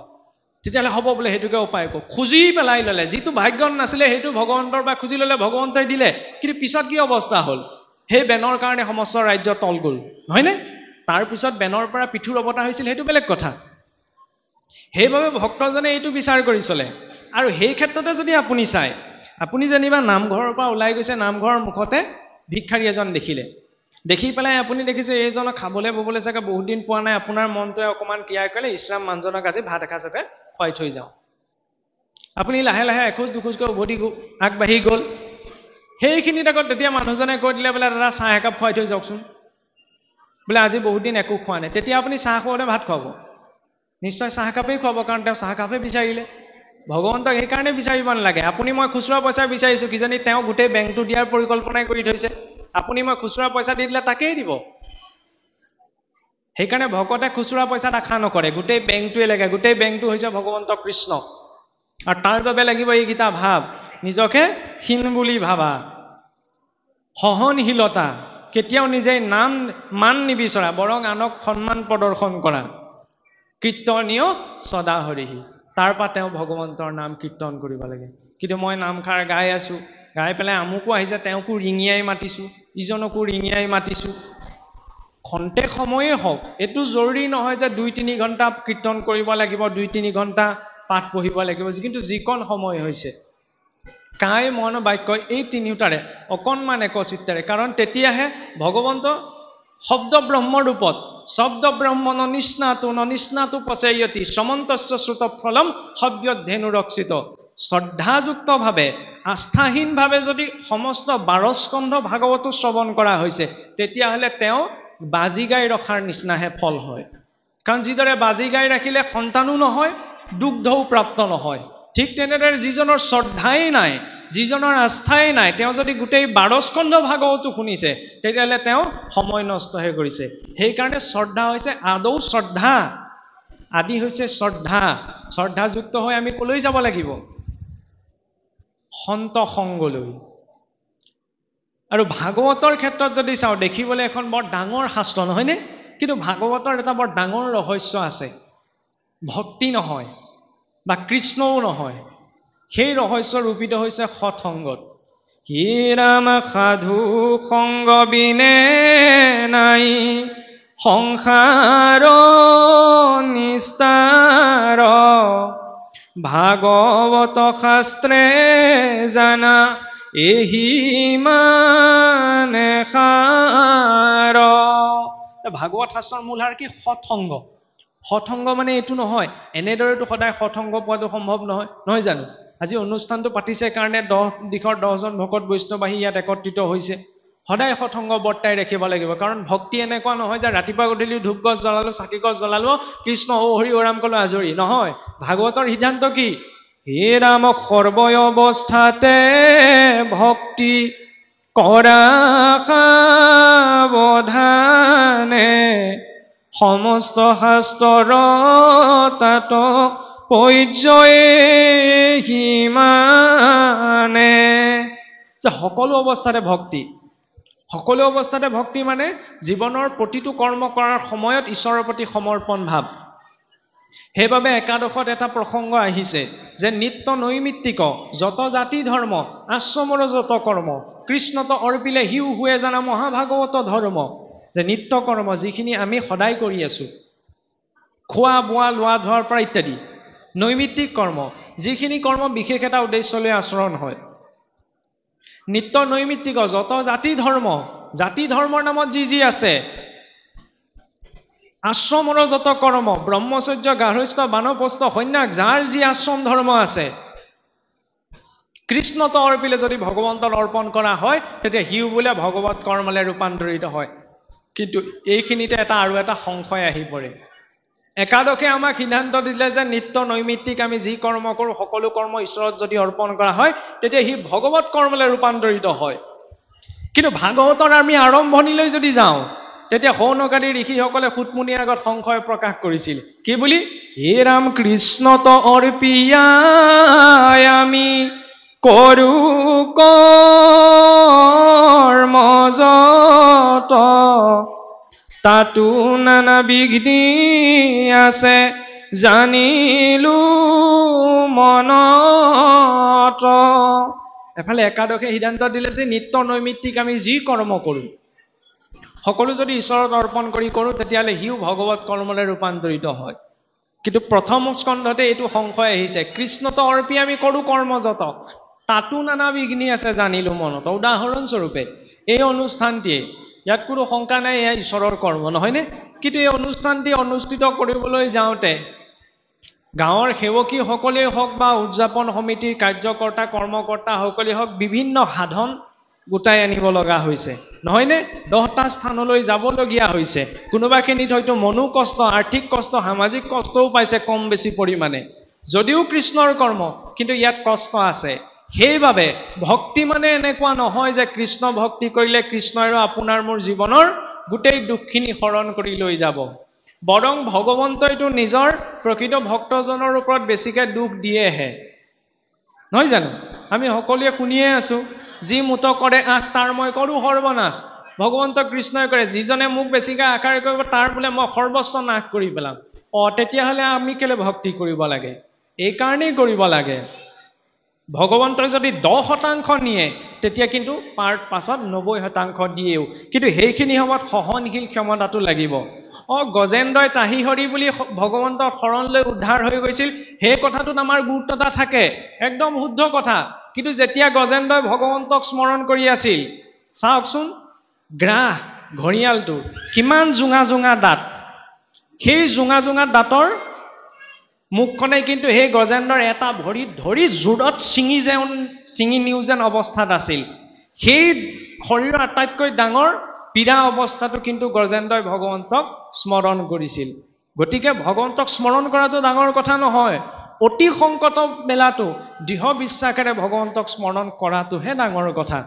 সহজেতো আমি ৰামকৃষ্ণ নাৰায়ণ সকলোৱে কৈ দিছো, কিন্তু অন্তিম সময়ত সেইকাৰণে নৱভক্তিৰ ভিতৰত শ্ৰৱণ কীৰ্তন শ্ৰেষ্ঠ, তাত কোনো শংকা নাই। কিন্তু শ্ৰৱণ আৰু কীৰ্তনৰ গুহাৰ্থ কিন্তু প্ৰকাশ পাইছে স্মৰণ আৰু চিন্তনতহে। কেনেকৈ? কাৰণ আমি যে এতিয়া নিত্য নৈমিত্তিক ভগৱন্তৰ নাম লৈছো, মূল লক্ষ্য কি? যাতে অন্তিম সময়ত আমি ভগৱন্তক স্মৰণ কৰি শৰীৰটো এৰিব পাৰোঁ, নহয়নে? কাৰণ ইয়ং ভাৱ স্মৰণ নিত্যম তজ্জন্তেব কলেবৰং তং তমেমতি ভাৱত সদা তদ ভাৱ ভাবিত। যে অন্তিম সময়ত আমি যাক স্মৰণ কৰি যি ভাবিয়ে শৰীৰ এৰো, তাৰ অনুৰূপতে শৰীৰ প্ৰাপ্ত কৰোঁ। তেতিয়াহ'লে ভক্তজনৰ লক্ষ্য কি? অন্তিম সময়ত তেওঁ যাতে ভগৱন্তৰ স্মৰণ কৰি শৰীৰটো এৰিব পাৰে। এতিয়া শ্ৰৱণ কীৰ্তন, অন্তিম সময়ত যদি মোৰ শৰীৰত এনেকুৱা এটা পৰিস্থিতি উৎপন্ন হয় যে ওচৰতে গীতা ভাগৱত পঢ়ি আছে, হৈ থাকিলেও কলা বোলে, কাণত তেতিয়া গীতা ভাগৱতৰ শব্দ সোমাবনে? কাৰণ ভগৱন্ত কৰ্ণপথেদিহে হৃদয়ত প্ৰৱেশ কৰে। আৰু বোলে কীৰ্তন, মই মুখেৰে ভগৱন্তক কীৰ্তন নাম ল'ব বিচাৰিছোঁ, কিন্তু বোলে মুখেৰে কথা ক'ব নোৱাৰা হৈ থাকিলোঁ, তেতিয়াহ'লে ভগৱন্তৰ নাম কেনেকৈ ল'ম? সেইখিনি সময়ত ক্ৰিয়া কৰিব স্মৰণ আৰু চিন্তনে। ক'ত হ'ব? মনত। প্ৰত্যক্ষ ৰূপত সেই স্থিতিত মুখেৰে নাম উচ্চাৰণ নকৰিলেও হ'ব, প্ৰত্যক্ষ ৰূপত কৰ্ণই সেইখিনি সময়ত শ্ৰৱণ নকৰিলেও হ'ব, যদি ভক্তি পৰিপুষ্ট অন্তৰত স্মৰণ হ'ব। স্মৰণৰ লগতে সেইকাৰণে ভগৱন্তৰ ৰূপ চিন্তনৰ এটা ব্যৱস্থা আছে। ধ্যান বৰ্ণনত মহাপুৰুষে কি লিখিলে? ভগৱন্তৰ নখৰ পৰা কেশলৈকে ভগৱন্তৰ স্বৰূপ চিন্তনত। কিন্তু ভক্তসকলে আটাইতকৈ ৰস ক'ত পালে? ভগৱন্তৰ ঊৰ্ধ্ব শৰীৰৰ অংগ বাদেই দিয়ক, ভগৱন্তৰ চৰণতে সেই ৰস পালে। ধ্বজ বজ যাব অংকুশ পংকজ, এই পঞ্চচিহ্নযুক্ত চৰণতে ভক্তসকল আশ্ৰিত। গতিকে সেই স্বৰূপ চিন্তত কৃষ্ণ বুলি কওঁতে প্ৰথমতে কৃষ্ণৰ স্বৰূপটো নাহে, কিন্তু দ্বিতীয়টি স্তৰত আমি অন্তত এইটো তৎপৰ হ'ব লাগিব কৃষ্ণ বুলি কওঁতে তেওঁৰ স্বৰূপটো যাতে সন্মুখলৈ আহে। কিন্তু কোনোবাই যদি এইটো ভাবিছে বোলে কৃষ্ণ কৃষ্ণ বুলি এই নিৰাকাৰ ব্ৰহ্মৰ কথাহে কৈ থকা হৈছে, কৃষ্ণৰ প্ৰকৃত আকাৰ নাই, সেইজন হৈছে ভাগৱতৰ মাৰ্গৰ আটাইতকৈ ডাঙৰ মূৰ্খ। কাৰণ ভক্তি যুগৰ আৰম্ভণিতে অৰ্জুনে ভগৱন্তক সুধিছিল যে প্ৰভু তোমাৰ কিছুসকলে তোমাক নিৰাকাৰ বুলি উপাসনা কৰে, কিছুসকলে তোমাৰ সাকাৰ বুলি উপাসনা, গতিকে শ্ৰেষ্ঠ উপাসনা কি? তেতিয়া ভগৱন্তই কৈছিল যে অব্যক্তম ব্যক্তিম মাপনম মন্যন্তে মাম বুদ্ধয়া, যে হে অৰ্জুন সেইসকল মূৰ্খ যিসকল লোকে এইটো ভাবে যে আগতে মই নিৰাকাৰ আছিলোঁ পাছত মই সাকাৰ হৈছোঁ। ভগৱন্ত একেটা সময়তে সাকাৰো নিৰাকাৰো, যিটো আমি ভৌতিক বুদ্ধিৰে ভৌতিক ব্যাখ্যাৰে বুজিব নোৱাৰো। আৰু নিৰাকাৰ মানে এইটো নহয় যে যাৰ আকাৰ নাই। শাস্ত্ৰত নিৰাকাৰ শব্দটো প্ৰয়োগ হৈছে কি অৰ্থত? যে নিৰ্গতা আকাৰ যস্মাৎ স নিৰাকাৰ, য'ৰ পৰা সমস্ত আকাৰ নিৰ্গত হৈছে সেইজন হৈছে নিৰাকাৰ। যাৰ আকাৰ নাই তেওঁ নিৰাকাৰ নহয়। সেইবাবে প্ৰথম ব্ৰহ্মেতি, প্ৰথম ঈশ্বৰক ব্ৰহ্মৰূপত জনা, আৰু অধিক যেতিয়া আগবাঢ়িলে পৰমাত্মা অৰ্থাৎ তেওঁ পৰমাত্মা স্বৰূপত সকলোৰে হৃদয়ত বিৰাজিত হৈ আছে। তৃতীয়তে কি? উত্তম স্বৰত ভগৱান এটি শব্দতে ভগৱান ৰূপত। ভগৱান মানে কি? কিছুসকলে প্ৰশ্ন কৰে চাবচোন, এই সৃষ্টিখন যদি বোলে ভগৱানে বনালে তেতিয়াহ'লে বোলে ভগৱানক কোনে বনালে? এইটো নিৰৰ্থক প্ৰশ্ন। কাৰণ আমি শাস্ত্ৰৰ ক্ষেত্ৰত যদি চাওঁ তাত প্ৰয়োগ হোৱা আকাৰ ইকাৰ এডালৰ এটা তাৎপৰ্য আছে। ভগ মানে হৈছে বিশ্ব ব্ৰহ্মাণ্ডখন, ওৱান মানে হৈছে যি ইয়াক ধাৰণ কৰি আছে, সেইবাবে সেই চৈতন্য শক্তিক আমি ভগৱান বুলি কওঁ। এতিয়া ভগৱানৰ ৰূপ হৈছে তিনিটা, কিন্তু স্বৰূপ আছে ঢেৰ। সেইকাৰণে ভাগৱতৰ আৰম্ভণি, ভাগৱতত যেতিয়া ভাগৱত মহাত্ম্যত মহামুনি শুকদেৱে ৰজা পৰীক্ষিতে ভাগৱত মহাত্ম্য সম্পৰ্কে কৈছে, তেতিয়া তাত প্ৰথমটি বাক্যই উচ্চাৰণ কৰিছে, তাত ভগৱন্তৰ তিনিটা ৰূপৰ কথা বৰ্ণনা দিছে। সেই তিনিটা ৰূপ কি? সচ্চিদানন্দ ৰূপায় বিশ্বৎপত্যাতি হেতৱে তাপত্ৰয়ো বিনাশায় শ্ৰীকৃষ্ণায় বয়ম নমঃ। যে সচ্চিদানন্দ ৰূপায়, কৃষ্ণক কি বুলি কৈছে? সচ্চিদ আনন্দ স্বৰূপ। সচ্চিদানন্দ ৰূপায় বিশ্বৎপত্যাতি হেতৱে, বিশ্ব জগতৰ উৎপত্তিৰ যিজন কাৰণ। ভগৱন্তৰ ৰূপ হৈছে সেই তিনিটা, সৎ, চিত আৰু আনন্দ। সৎ মানে কি? যেতিয়া এই সৃষ্টিখন নাছিল তেওঁ তেতিয়াও আছিল, আৰু এই সৃষ্টিখন আছে তেওঁ এতিয়াও আছে, আৰু যেতিয়া সৃষ্টিখন নাথাকিব তেতিয়াও তেওঁ থাকিব। সেইবাবে সেই কৃষ্ণক সৎ বুলি কোৱা হৈছে। চিত, জীৱৰ জন্ম হয় বন্ধনবশত, কিন্তু ঈশ্বৰৰ অৱতাৰ হয়, ঈশ্বৰৰ আবিৰ্ভাৱ হয়। ঈশ্বৰ মায়াৰ দ্বাৰা সংস্পৰ্শিত নহয়, কিন্তু জীৱ হৈছে মায়াৰ অধীন। আমাৰ ওপৰত মায়াৰ প্ৰভাৱ আছে। সেইকাৰণে চাবচোন শৰীৰটো দিনক দিনে ক্ষয় হৈ গৈ আছে, কিন্তু ঈশ্বৰ কৃষ্ণক কেতিয়াও বুঢ়া ৰূপত শাস্ত্ৰত বৰ্ণনা কৰা নহয়, নৱ যৌৱন প্ৰাপ্ত এজন পুৰুষৰ ৰূপত। সেইবাবে তেওঁক পুৰাণ পুৰুষ বুলি কয়। অনন্তকালৰ পৰা তেওঁ আছে, কিন্তু তেওঁৰ শৰীৰত কাল আৰু মায়াৰ প্ৰভাৱ নাই। সেইবাবে কৃষ্ণক চিত বুলি কোৱা হৈছে। আৰু আনন্দ, ভগৱন্ত কৃষ্ণ আটাইতকৈ অত্যুত্তম স্বৰূপটো হৈছে আনন্দ। আৰু সেইবাবে ভগৱন্তক ভকতসকলে সহজানন্দ, পূৰ্ণানন্দ, হৃদয়ানন্দ, পৰমানন্দ আদি নামেৰে সম্বোধন কৰে। আৰু সেই পৰমানন্দ কৃষ্ণই হৈছে পৰমাত্মা। পৰমাত্মাৰে অংশ হৈছে এই সমস্ত জীৱাত্মা। জুইকুৰা হৈছে কৃষ্ণ, তাৰ পৰা পৃথক হোৱা ফিৰিঙতিসমূহ হৈছো আপুনি মই। এতিয়া আপুনি মই যদি চাওঁ, ভগৱন্ত কৃষ্ণৰ সৈতে আপোনাৰ মোৰ সম্পৰ্ক কি? কাৰণ আপুনি মই এই সংসাৰখনত যি কৰ্ম কৰিছো, সকলো কৰ্মৰ উদ্দেশ্য কি বাৰু? এতিয়া প্ৰথমতে প্ৰাথমিক স্তৰত যদি চাওঁ, সকলোৰে কৰ্ম উদ্দেশ্যসমূহ ভিন্ন ভিন্ন হ'ব, কিন্তু মূল উদ্দেশ্য এটাই। আনকি চোৰৰো উদ্দেশ্য যিটো, ভকতৰো একেটা কিন্তু উদ্দেশ্য। শুনিবলৈ অকণমান অদ্ভুত, এইজনে আকৌ কি কথা কৈছে যে চোৰৰো উদ্দেশ্য একেটা, ভকতৰো উদ্দেশ্য একেটা। কিন্তু অন্তৰ্দৰ্শনে যদি আমি চাওঁ, চোৰজনৰ পদ্ধতিটো ভুল হয়, সেইকাৰণে তেওঁৰ পিছত মাৰপিট খাবলগীয়াকৈ হয়। চোৰজনে কিবা এটা বস্তু আনৰ পৰা আত্মসাৎ কিয় কৰি আনে? যাতে সেই বস্তুটো উপভোগ কৰিলে মই আনন্দ পাম বুলি ভাবে, নহয়নে? ভকতেও ভগৱন্তৰ গুণলীলা শ্ৰৱণ কীৰ্তন কিয় শুনে? ধন পাম, যশ পাম বুলি নহয়, তাত আনন্দ আছে, সেই আনন্দ অনুভৱ কৰিব পাৰিম বুলি। আৰু সংসাৰখনতো যত যিমান লোক আছে, সকলো লোকে কৰ্ম কাৰ বাবে কৰে? আনন্দ অনুভৱৰ বাবে। বোলে নহয় নহয়, ধন টকা পইচাহে লাগে। ধন টকা পইচা কিয় লাগে? যাতে প্ৰয়োজনীয় বস্তু কেইবাত আপুনি মই গোটাই আনিব পাৰোঁ। প্ৰয়োজনীয় বস্তু কেইবাত আপুনি মই কিয় গোটাই আনিব বিচাৰো? যাতে তাক আপুনি মই উপভোগ কৰিব বিচাৰো। উপভোগ কিয় কৰিব বিচাৰো? উপভোগ কৰিলে তাৰ পৰা আপুনি মই আনন্দ পাম বুলি ভাবো। গতিকে এই সংসাৰখনত থকা আপোনাৰ মোৰ পৰা ব্ৰহ্মাদেৱলৈকে সকলো জীৱৰ মূল উদ্দেশ্য আনন্দ অনুভৱ কৰা। আৰু সেই আনন্দ সেইকাৰণে সংসাৰত দুই প্ৰকাৰৰ আছে ভাগৱতে দেখুৱাইছে প্ৰথম হৈছে ভৌতিক আনন্দ দ্বিতীয় হৈছে আধ্যাত্মিক আনন্দ ভৌতিক আনন্দ প্ৰথমতে যেতিয়া পোৱা যায় গোটেই পৃথিৱীখন পোৱা নিচিনা লাগে তাৰপিছত লাহে লাহে পৰিমাণ কমি কমি গৈ থাকে কাৰোবাৰ গৃহত আজি জন্ম হোৱা আজি সন্তান এটি জন্ম হৈছে জন্ম হোৱা দিনাৰ আনন্দ ছমাহ বছৰে গ'লে একেই নাথাকে কোনোবাই চাকৰি এটাও যেনিবা পাইছে পোৱা দিনাৰ আনন্দ ছমাহ বছৰে গ'লে একেই হৈ নাথাকে কিন্তু আজি অতদিনে একেখন ঘোষাই পঢ়ি আহিছে একেখন ভাগৱতে আপুনি মই পঢ়ি আহিছোঁ আনকি ইজনে সিজনে চাহটো গছকিলেও আমি কৃষ্ণ কৃষ্ণ বুলি কওঁ নহয়নে কাৰোবাৰ মুখত শুনিছেনে কৃষ্ণ কৃষ্ণ কৈ আমনি লাগিছে ৰাম ৰাম কৈ আমনি লাগিছে নতুন নাম এটা দিয়ক বুলি নহয় বৰং যিমানে ভাৱপূৰ্ণভাৱে আমি ভগৱন্তৰ নাম লওঁ সিমানে মনত আনন্দ বৃদ্ধি পায় কিন্তু মানুহৰ নাম ল'লে মনত আনন্দ বৃদ্ধি নাপায় কিন্তু কেৱল ল'লেও নহ'ব তাৰ সৈতে ভাৱযুক্ত হ'ব লাগিব কাৰণ ভাৱেন লভতে জ্ঞানম ভাৱেন লভতে দেৱ দৰ্শনম ভাৱযুক্ত হ'লেহে সেই ভক্তি পৰিপুষ্ট হ'ব গতিকে সংসাৰখনত কৰ্ম কৰা ভক্ত অভক্তৰ লক্ষণৰ ক্ষেত্ৰত আকৌ আমি অকণমান ঘূৰি গৈছোঁ কোনখিনি সময়ত আমি নিজকে চাম যে ভক্তজনো জীৱনৰ একেটা পথত যায় অভক্তজনো একেটা পথত যায় কিন্তু অকণমান পাৰ্থক্য আহে জীৱনৰ পথটো ঢেৰ খলাবমা আছে ঢেৰ ঠেকেচা আছে প্ৰত্যেকৰে জীৱনত কাৰণ সকলোৰে জীৱন যুদ্ধসমূহ বেলেগ বেলেগ সকলোৰে জীৱন যাপনৰ প্ৰক্ৰিয়াসমূহ বেলেগ বেলেগ ইয়াত আপুনি মই ক'ৰবাত ঘোচাও খাব লাগিব ঠেকেচাও খাব লাগিব কাৰোবাৰ গালি গালাজো শুনিব লাগিব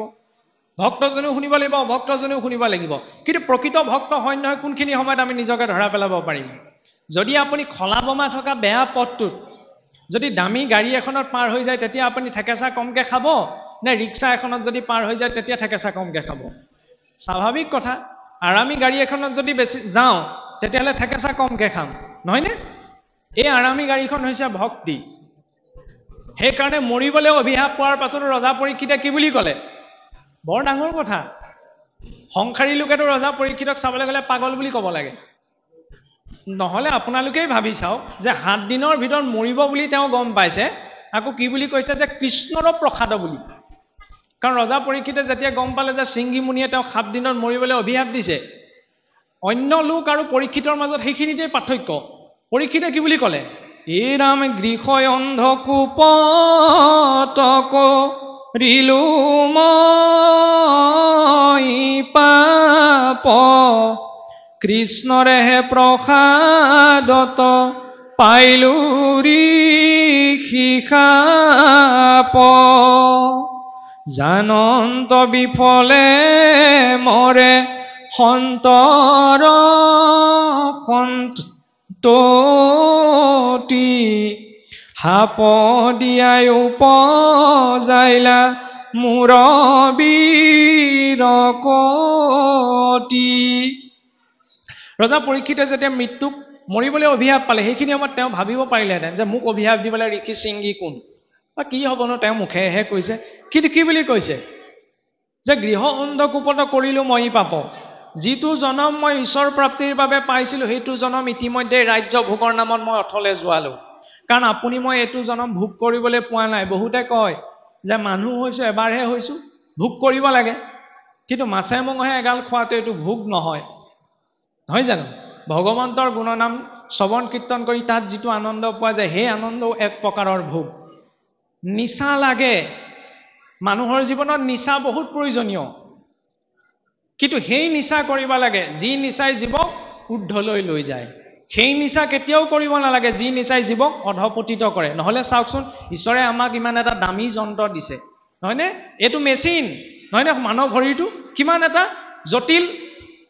যন্ত্ৰবদ্ধ বা সংযোগ থকা এটা মেচিন এই মেচিনটোৰ বা কোনোখিনিৰ পৰা ধোঁৱা নোলায় বুজিছেনে ক'ৰবাৰ পৰা ধোঁৱা ওলোৱা দেখিছে জানো কিন্তু কোনোবা এজনে যদি এইটো মেচিনৰ পৰা ক'ৰবাত চুকত বহি পেলাই ধোঁৱা উলিয়াইছে তেতিয়াহ'লে সংসাৰ আটাইতকৈ মুখ্য হৈছে তেওঁ ঈশ্বৰে ইমান এটা ভাল বস্তু দিছে য'ৰ পৰা কোনোখিনিত ধোঁৱা নোলায় তেওঁ আকৌ মনে মনে বহি পেলাই ধোঁৱা উলিয়াই আছে পেটত ইতিমধ্যে এইখিনি এচিড ভৰাই দিছে নহয়নে তাকো এলাপেচা এচিড নহয় হাইড্ৰক্লৰিক এচিড সেইবুলি সেই এচিডটোৰ এনেকুৱা শক্তি আছে কেনেবাকৈ যদি আমাৰ হাতত পৰিবলৈ হাড়লৈকে ফুটা ওলাই যাব কিন্তু ঈশ্বৰৰ ইঞ্জিনিয়াৰিং চাওক আপোনাৰ মোৰ পেটতে ভৰাই দিছে খোৱা বস্তুখিনি সম্পূৰ্ণ ৰূপত হজম হ'বলৈ এনেকুৱাকৈ ভৰাই দিছে যে আপোনাৰ মোৰ পেটত যে তেনেকুৱা এটা ইমান সাংঘাতিক দ্ৰব্য পদাৰ্থ সোমাই আছে অনুভৱ নহয় ঠিকেই আছে সিমানলৈকে কিন্তু সেইখিনি এচিডতো তুষ্ট নহয় যেনে আকৌ কোনোবাই তাৰ ওপৰত এচিড ঢালি মৰিছেগৈ বুজি পাইছেই চাগে নহয় জানো? তাৰপৰা প্ৰভু মোৰ লিভাৰটো গ'ল, কিডনীটো গ'ল, মই বোলে মহাপুৰুষীয়া নাট আগবঢ়াইছোঁ, নাম এষাৰ আগবঢ়াইছোঁ, প্ৰভুৱে কৃপা কৰিবনে? মিচিকে হাঁহিটো ভগৱন্তৰ মুখত সেইকাৰণেই থাকে, পঠিয়াইছে কি কৰিবলৈ আৰু কৰিছোঁ কি? মই আপোনাক ঠগিব পাৰিম, আপুনি মোক ঠগিব পাৰিব, তেওঁকটোতো নোৱাৰি। সেইকাৰণে চাবচোন আমাৰ আজিকালি যে ব্যৱস্থা আহিলে যে চাবচোন ধনী ধনী মানুহবিলাকৰ ঘৰত আজিকালি কি কয় CC কেমেৰা লগাই থয়, নহয়নে? আকৌ কুকুৰ এটাও থাকে আজিকালি শুভ সম্ভাষণ জনাবলৈ, বাৰু সেইটো বেলেগ কথা। কিন্তু 14টা CC কেমেৰা আপোনাক মোক ভগৱন্তই জন্মৰ পৰা লগাই পঠিয়াইছে। কাৰণ জানে জীৱই যে খেলি মেলি কৰিবগে, মিছা কথা যে ক'ব এই জীৱই ভগৱন্তইও জানে। সেইকাৰণে নাসিকাত অশ্বিনী কুমাৰ, কৰ্ণত দিগগণ, বাক্যত অগ্নি, জিহ্বাত বৰুণ, মনত চন্দ্ৰ, অহংকাৰত ৰুদ্ৰ, বুদ্ধিত বাসুদেৱ, লিংগত প্ৰজাপতি, গুহ্যত মিত্ৰদেৱ। বুদ্ধিত বাসুদেৱ 14 আশী লগতে আছে। কাণে কি শুনিছিলে? বোলে ওপৰত বোলে যমৰজা বোলে ৰিফাইন তেলৰ কেৰাহী লৈ বহি আছে, আপোনাক মোক ফ্ৰাই কৰিবলৈ, সেইটো নহয়। আপুনি মই যি কৰো, এইটো বিজ্ঞানতে এটা সিদ্ধান্ত আছে, যিটো আমি পদাৰ্থ বিজ্ঞানৰ গতি সূত্ৰ বুলি পঢ়িবলৈ পাওঁ, নিউটনৰ একেবাৰে তৃতীয়টি গতি সূত্ৰ, যে প্ৰতিটো ক্ৰিয়াৰে সমান আৰু বিপৰীতমুখী প্ৰতিক্ৰিয়া থাকে। বাছখনত ব্ৰেকডাল আগলৈ মাৰে, কিন্তু আমি ঠেলাটো পাছলৈ খাওঁ। ঠিক তেনেদৰে জীৱনত আমি যি কৰ্ম কৰিছোঁ, মই যদি আজি এজনক বেয়াকৈ কৈছোঁ, সময়ত মই 10 জনৰ বেয়াকৈ শুনিবলৈ প্ৰস্তুত থাকিব লাগিব, কাৰণ বীজ সিঁচো কেইটামান, সময়ত সি এডৰা হয়গে। ঠিক তেনেদৰে যিদৰে পদাৰ্থ বিজ্ঞানত এই সূত্ৰটি প্ৰযোজ্য মনুষ্য জীৱনতো। মই যি কৰ্ম কৰিছোঁ কায় মনোবাক্যে, মুখখন বোলে মোৰ বৰ মিঠা, হয়নে? মনত আকৌ আপোনাক দেখিলে মোৰ কপটতা ভাৱ এটা উপজি আছে, তেতিয়াহ'লে কৰ্ম মই আচৰণ নকৰিলেও আচৰণ হৈ গৈছে। এই মনত যে কপটতা ভাৱটো অকণমান যদি বেয়া চিন্তা এটা আহিছে কিবা এটাক লৈ, সেইটো মই ভুগিব লাগিব, কাৰণ এইখন হৈছে কৰ্মভূমি। ইয়াৰ পৰা চাওকচোন স্বয়ং যদুবংশই হাত সাৰি যাব নোৱাৰিলে। ভগৱন্তই এই লীলাসমূহ কিয় কৰি দেখুৱালে? বৈকুণ্ঠলৈ যাবলৈ তেওঁ যদুবংশ ধ্বংস কৰিলে, সেইটোও এটা কথা, কিন্তু তাৰ লগতে এইটোতো দেখুৱাইছে যে তেওঁ ঋষিসকলৰ সন্তসকলৰ অপমান কৰিলে। ভগৱন্তইতো ক্ষমা কৰি দিব পাৰিলেহেঁতেন, যে মোৰে বংশৰ মানুহ সৰুকে অকণমান ধেমালিহে কৰিলে ক্ষমা কৰি দিওঁ, কিন্তু দিলেনে? নিদিলে। তেতিয়াহ'লে আমি যেতিয়া সেইজনা ভগৱন্তক কৰোণাময় ৰাম কৰোণাময় বুলি কওঁ, কালৰ মূৰ্তিওতো সেইজনেই। নিজৰ বংশকে যেতিয়া হুদাই নেৰিলে, আপোনাক মোক ক'ৰ পৰা হুদাই এৰিব? জয় বিজয় যেতিয়া বৈকুণ্ঠ এৰি পেলাই অসুৰ কুললৈ আহিবলগীয়া হ'ল, চাৰি সিদ্ধক চিনিব নোৱাৰিলে, বৈষ্ণৱ দ্ৰোহ আচৰণ কৰিলে। এতিয়া মই যদি আপুনি বৈষ্ণৱ হয় নহয়, তেওঁ বৈষ্ণৱ হয় নহয় পৰীক্ষা কৰাত লাগি আছোঁ, তেতিয়াহ'লে মই কিমান দ্ৰোহ আচৰণ কৰি আছোঁ? মোক বাৰু হুদাই এৰিবনে? নাম ল'লেও নহ'ব। নামৰটো আমাৰ কৈয়ে থাকে নহয় জানো, ভকতৰ পঞ্চ অপৰাধ, গুৰুৰ তিনি অপৰাধ, নামৰ 10 অপৰাধ, কৃষ্ণদেৱৰ 32টি অপৰাধ, গোটেইখন অপৰাধেই অপৰাধ। সেইকাৰণে ইমান দাস্য হৈ চলিবলৈ কৈছে। অজানিতেও যদি কিবা হৈছে, কিন্তু এটা কথা, ভগৱন্তই এটা ডাঙৰ অফাৰ আমাক দি থৈ গৈছে। নৱম স্কন্ধত এটি প্ৰসংগ আহে, শুকদেৱক ৰজা পৰীক্ষিতে সোধে যে হে শুকদেৱ, বোলে ঠিক আছে, বোলে যিজন ব্যক্তিয়ে গোটেই জীৱনটো ভগৱন্তক গুণনাম কীৰ্তন কৰিয়ে পাৰ কৰিলে, কিন্তু বোলে পূৰ্বজন্মৰ সঞ্চিত কৰ্মৰ ফলত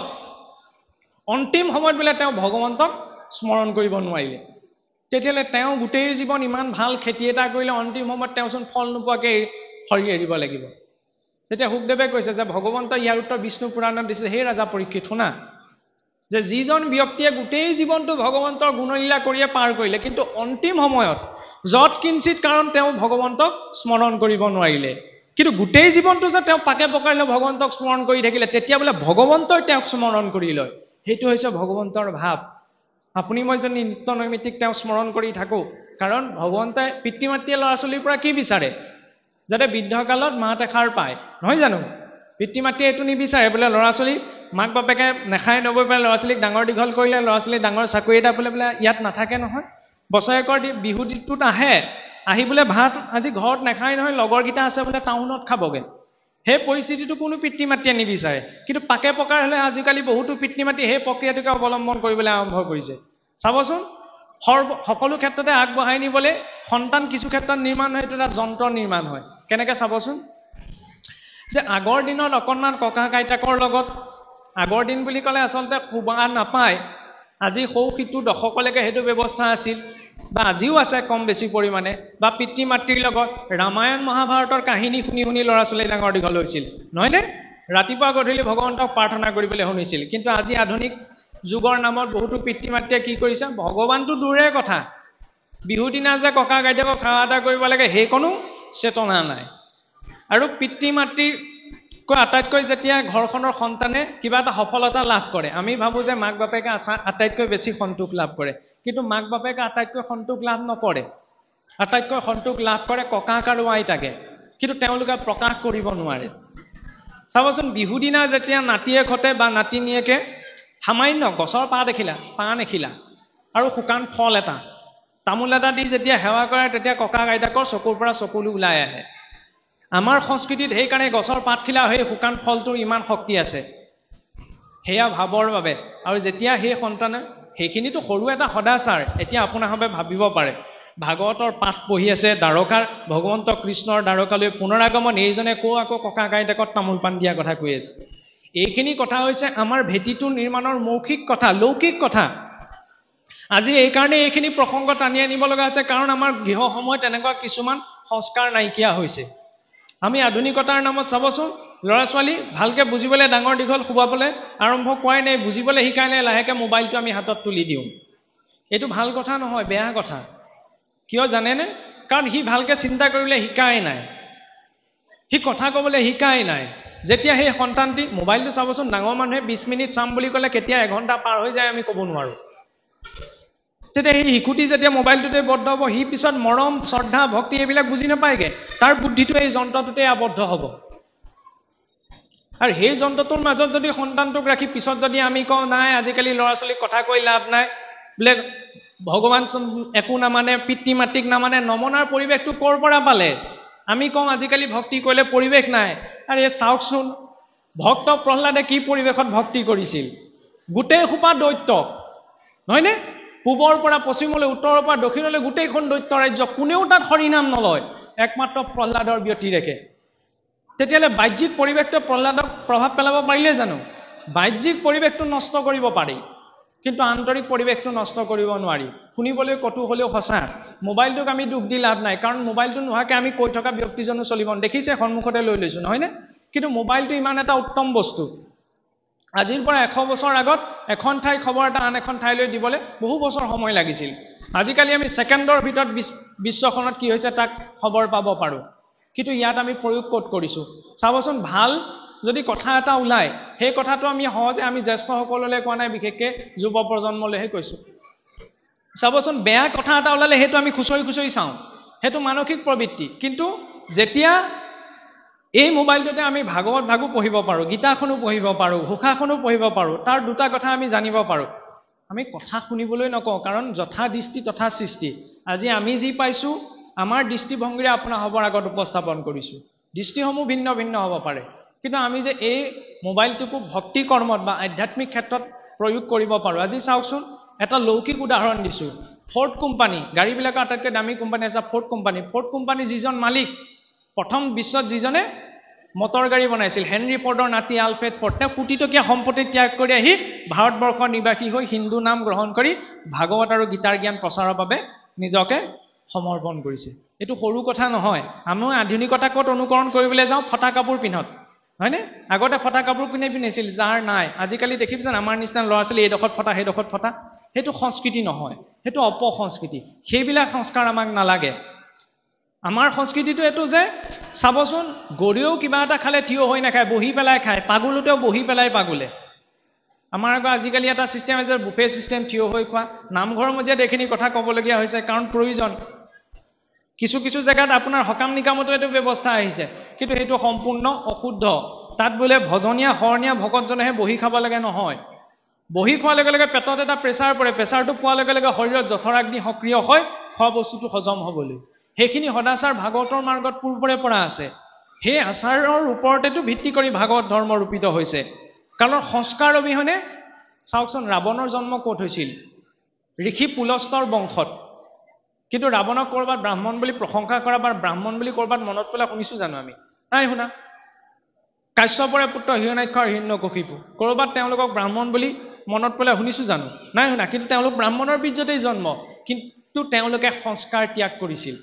সেইবাবে কোৱা হৈছে জন্মনাথ জায়তে শূদ্ৰঃ আমাৰ ভুলকে বুজি থাকে বোলে ব্ৰাহ্মণ ক্ষত্ৰিয় বৈশ্য শূদ্ৰ এইবোৰ জাতিভেদৰ ব্যৱস্থা হ্ৰাস হৈ গৈছে নহয় এয়া হৈছে বৰ্ণ ব্যৱস্থা